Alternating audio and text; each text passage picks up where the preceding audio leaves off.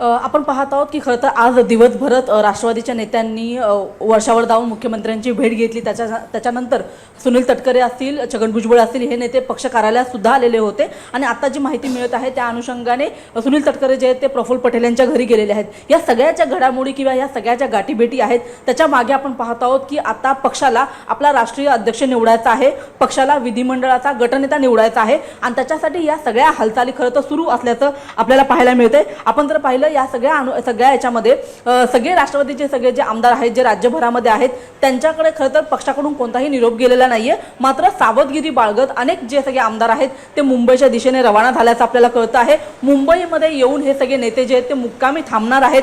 जर उद्या अचानक बैठकीचा निरोप आला तर आपण मुंबईमध्ये उपस्थित असलं पाहिजे, याच्यासाठी म्हणून हा सावध भूमिका खरं तर अनेक नेते घेताना पाहायला मिळत आहेत आणि त्याच्यामुळे अनेक आमदार जे आहेत ते सध्या विमानाने आज रात्री किंवा जर रेल्वे गाडीने येत असतील तर उद्या सकाळपर्यंत मुंबईमध्ये खरं तर येणार आहेत। आणि आपण पाहिलं तर पक्षाच्या बाजूने निश्चितच रुपाली आपण बघतोय की तटकरेंच्या निवासस्थानी आपण सुनील तटकरे देखील आहेत, भेटीला गेलेले आहेत।